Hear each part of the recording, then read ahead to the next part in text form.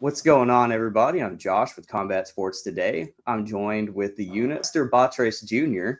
How you doing today, man? I'm doing great. How are you doing? Doing pretty good on this Tuesday.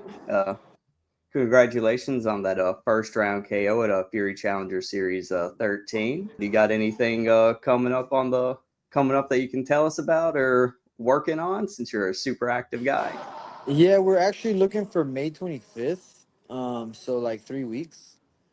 If that doesn't happen, then it'll probably have to be July. But yeah, we're gonna see about that May 25th and see if we can make that happen.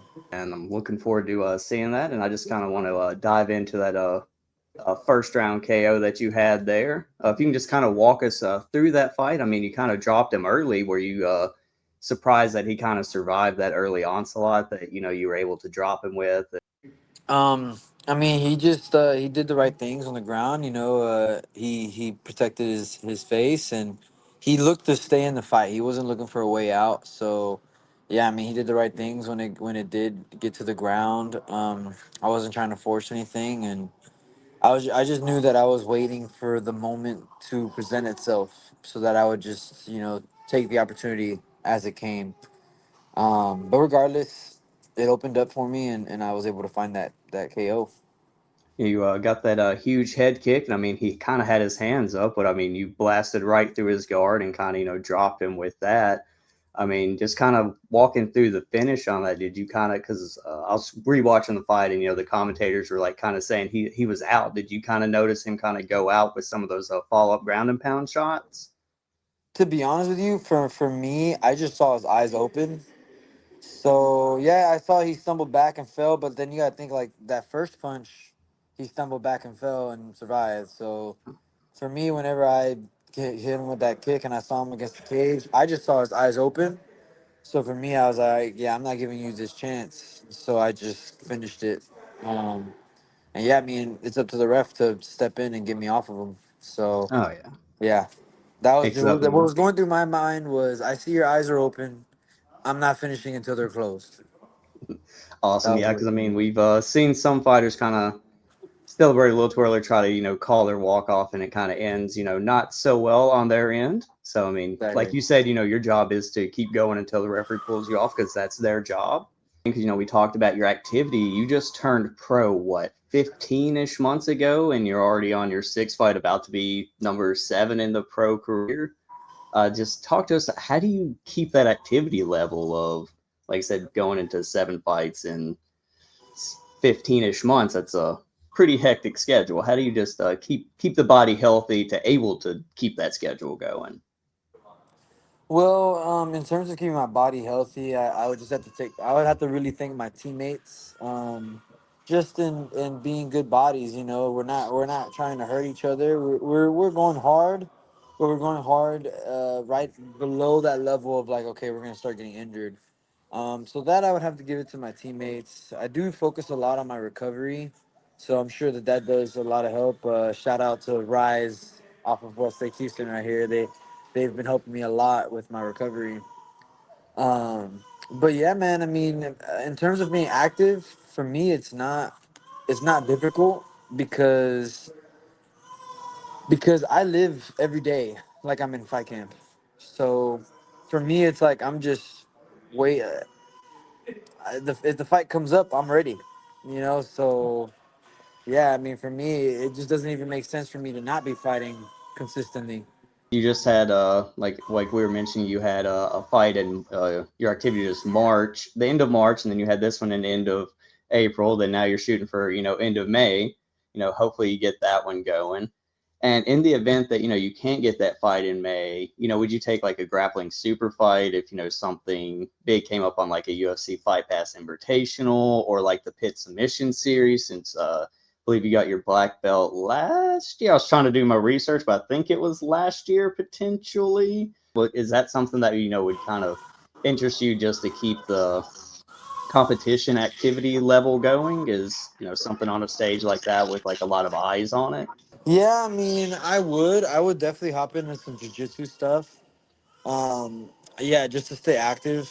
But really, I mean, my main goal is MMA.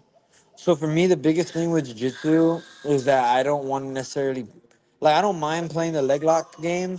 I play it. I definitely understand the leg lock system. The problem is with that is that I'm not trying to get injured with a leg lock and then that fucking set me back like a year. So for me, if I was to compete in a jiu-jitsu thing, it would have to be something where the rules don't allow leg locks, or I compete in gi. Because in gi you can't do like heel hooks. I don't mind ankle locks and knee bars, whatever, but it's really where you're starting to get into the tearing ACLs and tearing MCLs and things like that. That for me is just it's just not worth the risk, especially with the goal that I want right now is MMA. So it doesn't make sense for me to put myself in a situation where I could possibly lose an ACL, MCL, and it's not even for something that I really want right at the moment. So I am interested in competing, but it would have to be gi or in a specific rule set where I don't have to worry too heavily on those ACL tears. But it's definitely, I mean, shoot, again, at the end of the day, if the money's right, if the Yeah. money's right, I'm down for it. Yeah. And I mean, speaking on, your goals MMA, and that's a lot of people's MMA. Some of these grappling super fights, would you like, because spent a lot of time in the gi and doing jiu-jitsu, obviously you're a black belt. Would you like some of these guys that would, be able to approach some of you MMA guys to adopt some of those like UFC fight pass invitational rule sets, where if it's like a UFC guy, they're not allowed to do the heel hooks or anything? Do you think that would get more guys that, have their eyes on the MMA, or, and are big in the MMA world to, jump on to kind of headline like a grappling super fight card? Is that something that, just from your experience? Yeah, definitely. I mean, I would say that if especially for us active MMA fighters, that like if they offer like that, what you said, where we don't have we won't be threatened with heel hooks and things like that, then yeah, I think that'll open up a lot of doors in the jiu-jitsu scene, or with jiu-jitsu slash MMA scene, like kind of combining a little bit better, because that's the biggest thing, man, is like, yeah, like I could go and do a jiu-jitsu no gi whatever, right? But then there's that off chance that I get put in a freaking heel hook and I don't tap in time, or maybe I do tap and the person just keeps cranking. You know what I mean? Like that happens, and so it's like, it's just, to me, like the risk to ratio, it just doesn't make any sense unless that option is just not there. Just knowing where I'm at, it's like I'm Yeah. chasing this MMA dream, so yeah, it's just not worth it unless those rule sets are placed. Just kind of, going into like your more amateur career, just to get some people caught up. Believe you were the IMMAF 2022 gold at 170, and then what was it, 2023 gold at 155, or did I get those backwards? No, the thing, they were both at 170. They were Okay. both at Both at 170. 170. Okay. Those were both at 170. Are you Yes. looking at 170 potentially for your pro career, or 155 strictly? Are you still kind of? No, 155 is definitely my weight class. The reason why we did 170 for those IMMAF is because it was 3 fights in 3 days. So you have to literally weigh in 3 days in a row. So, and it's the day of the fight. So like, whereas right now to weigh in, I have 24 hours. I had maybe, like five hours before I'd have to compete, and then it just doesn't.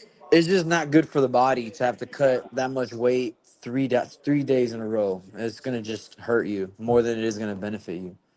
So for those fights, we're just like, man, let's just go up the weight class, and because the thing is, if you really think about it, everybody that's a 155er is gonna fight 170. Everybody that's a 170er is gonna probably fight. I mean, 170er, that's a different one, because 170 to 185 is a big jump, but most of them are gonna go up a weight class.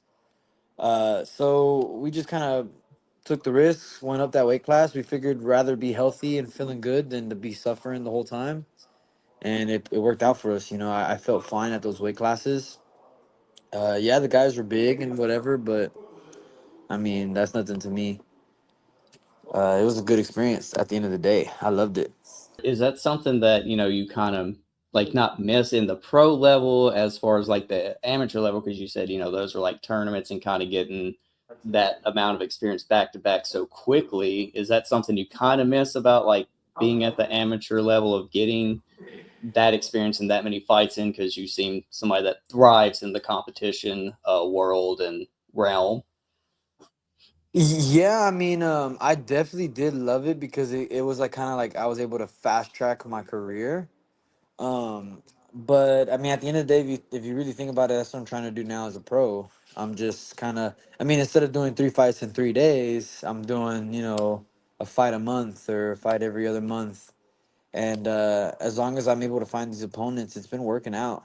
Um, I believe that staying active is extremely important, just because like it's easy when you take like 3, 4, 5 months off. It's easy to get caught up in life, right? Where you just start to like enjoy whatever it is, your family, your friends, or whatever it is that you do in life, right? But I know that at this moment in at this time in this moment in my life, I need to put everything to this, and like I need to be obsessed with everything that has to do with this sport. And so that means putting that other things onto the side a little bit. Don't be wrong, I still, prioritize. I mean, at the end of the day, the most important thing to me is my family and my friends. But they understand the goal that I'm chasing, and so they understand that I'm gonna have to, put more to this at this moment, because this is my time. Right now, this is the time for me to do it. If I decide to live too much life and I let 3, 4, 5 years go by, man, sooner or later I'm gonna turn around and I'm gonna be 30. I'm gonna turn around and be 35, or even then 28.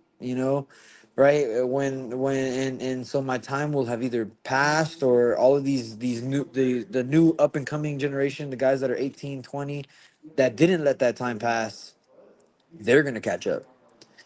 And so for me, my in my line of thinking, you know, nothing else matters to me at the moment other than like doing what I got to do in order to get to where I want to be, because I know what I want to achieve in life. And so I'm just putting everything to it. And don't be wrong, I understand my family, my friends, those are super important. Those are that's what I do everything for. That's my purpose, like for why. That's my why. But like I can't let my why get in the way of like what I need to do to get there, to get to that purpose. If that makes sense. And they just have to understand, like, as long as I feel like as long as they understand that, like, what I'm doing is not because I don't like them, or because I don't like spending time with them or whatever, because some people can get butt hurt. Yeah. But I think I do, what I'm saying? But I think I do a good job at expressing that, like, hey guys, like I love you, but right now I need to, do this. And yeah, that's it. And so I feel like for the majority, I feel that at the end of the day, someone who is real, someone who loves you, is going to accept that. And they're going to be like, you know what, dude? I know that you care about this, is a passion you want. Go for it. And we understand, you know? And so if someone that's real, they're gonna accept it, and they're not gonna make it hard for you. So I pay attention. Telling off what you said, this is important to you, and a lot of people kind of have to have that same mindset in like another career path. Say, if you want to be a doctor or a lawyer, that's a lot of time in school and a lot of homework, a lot of studying. That's you kind of have to, like what you're doing now is putting your life, kind of, hey guys, I do love you, but this is the end goal. This is for you and everything, and you know, it's like you said, the important people will appreciate that and notice that and support you through it because they know that's important to you, and what's important to you is important to them. So, Exactly. that's you seem to have like a great support system and a great mind for the game. Speaking on that, you are young. I think you're 22, 23-ish, if I'm 22. not mistaken. Yeah, 22. In goal, most people, it is the UFC, and you are well on your way there. Just to get some of that, more experience and life experience while doing something you love. Would you, if the right overseas fight promotion approached you for a fight, like say RIZIN or Cage Warriors or one of those guys, approached you for a fight, is that something that you would entertain to, like you said, get that experience and have fun while doing something you love, to have a cool vacation while fighting? I mean, I've had that question brought up to me. I've had some offers from other places for me to go there. Um, yeah, to be honest with you, the only way that would happen is if they paid me good money, but also I would need a clause saying that they will release me if the UFC calls. That's it. Yeah. I mean, like really, but honestly, I enjoy fighting for Fury. Like they've taken care of me. They've been with me, since my start. So for me, it would take a lot for me to do that. Um, it would have to be like a serious jump in money, but also the opportunity still, like if the UFC calls me for a late notice or contender series, that I'm allowed. There's something in my clause that says, hey, UFC calls, you can go. If that is not there, then yeah, I would just rather stay and fight for Fury and continue on the path that I'm on, and I'll get there. Because Fury is a great feeder into UFC, anyways. So Oh it's not like there's not eyes on me. yeah. It would literally just be a money thing. And for me, I Yeah. I don't was care just about money. Yeah, I was just kind of asking, for the, get that, the travel experience, because they kind of, that's kind of like a free vacation while fighting, doing something you love. That's kind of why I asked about the overseas promotions. Because, like you said, Fury is a great, feeder promotion into the UFC. Like I said, I know you're young, and that's something, just get some more experience under your belt. And I got some things kind of outside of the fight game. I was kind of scrolling the social media, and you mentioned something about getting a skydiving license. I was just kind of seeing if you had any update on that, or if that's still on the bucket list to get. It's definitely still on the bucket list. I've gone skydiving twice. That shit is terrifying. I'm not gonna lie to you. Yeah, it would be something cool. Yeah, I would definitely love to keep doing that. I would love to skydive like in different places like Costa Rica, like Nicaragua, wherever, like different locations, so I could just get like a different, view. But yeah, it's still something I want to do. I need to get my license so that wherever I go, I can just skydive and just have fun there. But there's a lot of things I eventually want to do. It's just like I said earlier, right now I'm just kind of putting all my energy into this, because like if I'm gonna do it, it's like I gotta do it now. I Yeah, can't do it when I'm 35. I mean, yeah, sure I could, but how much harder is it gonna be?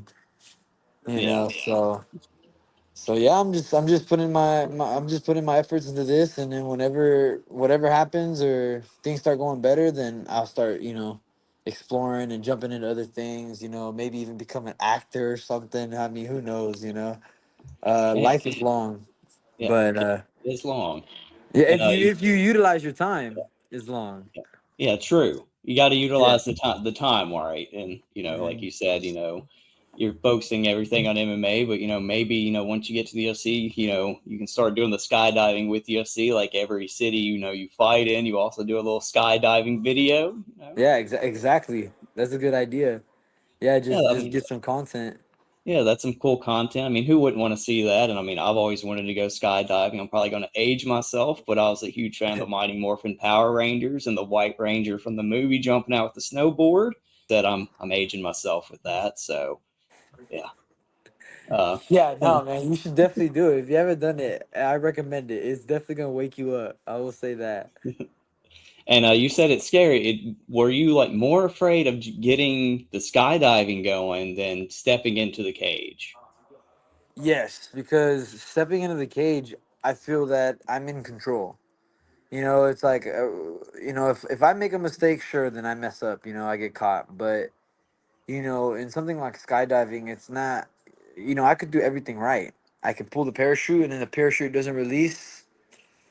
I'm dead. So in that sense, yeah, it was a little bit more scarier than it was a lot more scarier than stepping in a cage. That is somewhere I'm comfortable in. I have made that my home is inside that cage. Skydiving, that is something completely out of my realm. So yeah, it was scarier for sure, but it felt good to feel that.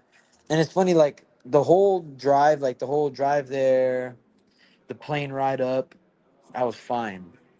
It wasn't until like I was like looking down, and like the dude is like counting down like 3, 2, 1. I'm like, oh my god, and it just all hit me. And it's like I have no control. The dude, that you're tied to a dude, so Yeah, you're like tandem jumping. So the dude just jumps out, and I'm just like. like, fuck, I hope this parachute. And the whole way down until the parachute came out, I was scared. I was like, man, I was thinking in my head, like, I hope this parachute goes. I hope this parachute goes. And then finally it went out, and then I was like, okay, I'm good. I'm alive. Yeah. But definitely a badass experience, man. Yeah, that's definitely on my list, on my bucket list to do. I've been saying I'm going to do it for years, but maybe this year is going to be the year I think I do it. Like you said, don't sit around and wait and try and do something. So I'm gonna get that on the books for 2025 and be completely scared up there as well. Hell yeah, dude. Go do it. That's how you live right there. You're not living if you ain't scared. Exactly. I mean, you got to do some things that scare you, and maybe walk away with a few scars. What? Exactly. Tell some And stories. oh yeah, you got to have the stories, to tell your grandkids or the neighborhood kids that annoy you. It's Yeah, what life's about. exactly. It's about having some fun stories. Yes, sir. On like long drives, or if you're flying somewhere, are you like a podcast or an audiobook type of guy, or what do you kind of do to pass the time on long trips? Usually, I mean, really, it depends. It depends on what I'm feeling, but either one of those. If I'm feeling a podcast, I'll throw in a podcast. I'll throw in an audiobook. But sometimes if I'm just not feeling that, then I'll just straight up, watch a movie or watch some TV. But for the most part, though, I do try and keep it like podcasts and audiobooks. It's really just if I'm just like I'm super tired and I don't feel like thinking too much, like I just really need that rest, then I'll just throw on a movie or something and relax. But yeah, for the most part, I would probably say audiobooks. I would probably say audiobooks. And probably in the last year, what's your favorite audiobook that you probably listened to? My favorite audiobook would probably be in the last year that would man, it was actually 50 Cent's book. It was was it Get Rich or Die Trying, or there was a second one I read that was good, but I can't remember the title of it. I think it was Get Rich or Die Trying. I would say that like my favorite book of all time. I didn't read it like an audiobook. I read it like literally page to page, cover to cover, and that was 48 Laws of Power. That's probably one of my favorite books as well. But that one I just straight up read. That's not one that I would audiobook just because, like, I mean, you could, don't be wrong, but there's just so much in there that you kind of need to like reread, dissect, like kind of like think about it. And so, yeah, with that one, I would say it's better to just read it straight up. But yeah, I would say, man, if you've never read 50 Cent's books or even like the 50th Law by 50 Cent and like Robert Greene, fire books. Drop I'm some gonna have good to knowledge. I'm gonna have to add those to my list. I'd like to read a little bit, so I always try to poke people, ask them some of their favorite books that they've read over the last year to kind of add to my list and expand my horizons. And I'm usually just a horror book type of guy. I'm a big Mm. Stephen King type of guy. Pick up a little bit of what everybody's doing. Yeah, And I've always been more of a self help ever since I got, I guess out of high school. Like, I've always been more of like a self help book type of guy just because I feel like I don't know, I learn a lot. I can learn things that I can literally apply into my life like that day. And so that's why I usually will gravitate towards those for me personally.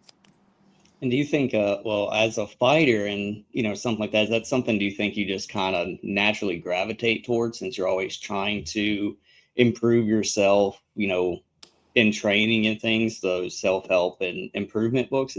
Yeah, yeah. Honestly, probably. I'm just probably hungry for developing myself and knowing. Because I mean, at the end of the day, like any skill that you learn is something that like will stay with you for the rest of your life. You know what I mean? So for me, like whenever I read these self help books, I really try to like I guess like implement them into my routine or really think about it.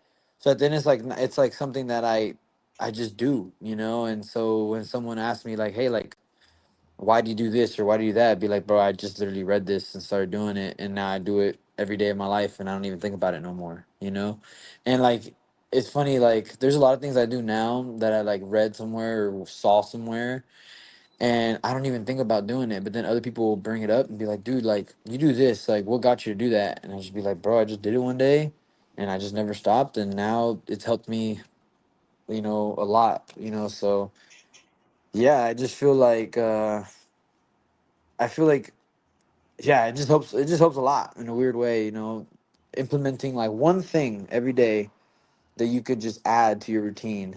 And yeah, bro, over a period of a year, that's 365 different things. You know what I mean? Yeah, If you really do it it every adds day, up. if you really do it every day, then that's, you know, of course, not everybody's gonna do it every day. I don't do it every day, but you know, As I long as you do try. the majority, though, Yeah, yeah, the majority. majority of the days. Exactly, exactly.